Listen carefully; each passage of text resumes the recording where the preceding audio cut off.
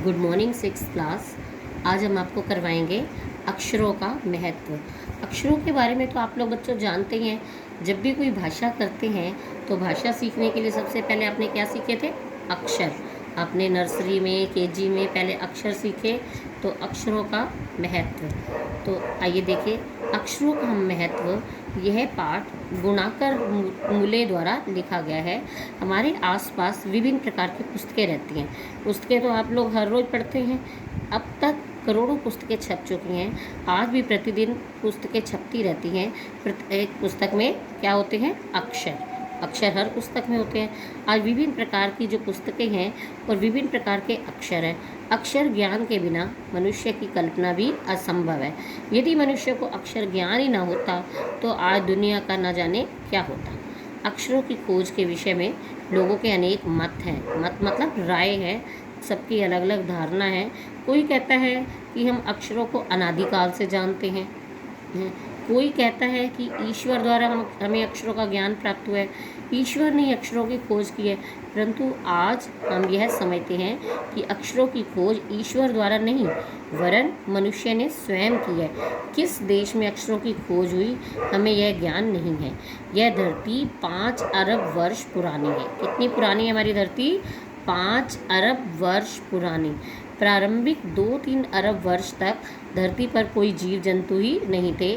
बाद में केवल जानवर और वनस्पति ही धरती पर रहे। लगभग 5 लाख वर्ष पूर्व मनुष्य ने धरती पर जन्म लिया। धीरे धीरे मानव का विकास होता गया। मनुष्य ने पहले गांव बसाए, फिर खेती करना सीखा। पहले पत्थरों के औजार आए, फिर धीरे धीरे तांबे और कांसे के औजार बनाए। ये तो हो गया अक्षरों का महत्व। अब हम आपको बताते हैं प्रागैतिहासिक काल का। प्रागैतिहासिक काल का क्या अर्थ होता है? यानी इतिहास से भी पहले का काल। जब से इतिहास कब से बना है? जब से मनुष्य ने लिखना सीखा है, जब से अक्षर बने हैं। अक्षरों के साथ इतिहास का बनना शुरू हो गया।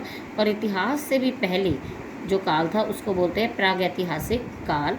इस काल में मनुष्य को अक्षर ज्ञान नहीं था। मनुष्य अपने भाव चित्रों के माध्यम से व्यक्त करता था।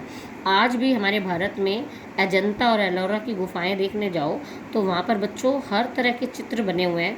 तो वहाँ पे पूरी पूरी कहानियाँ चित्रों के माध्यम से प्रदर्शित की गई हैं कि सारे भाव आपको नज़र आएंगे कि उस समय में क्या क्या होता था। आप उन चित्रों को देखकर सब कुछ समझ जाएंगे। तो वह पशु पक्षी मनुष्य आदि के चित्र बनाता है। इसे चित्र संकेत कह सकते हैं। फिर भाव संकेत का विकास हुआ।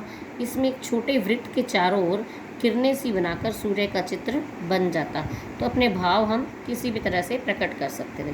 फिर अक्षरों की खोज। लगभग 6000 वर्ष पूर्व ही मनुष्य ने अक्षरों की खोज की है।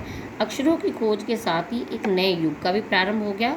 अब क्या परिवर्तन आया? मनुष्य अपने विचार लिखने लगा। पहले वो अपने विचार लिखकर प्रकट नहीं कर सकता था। अक्षर आ गए तो उसने लिखना सीख लिया।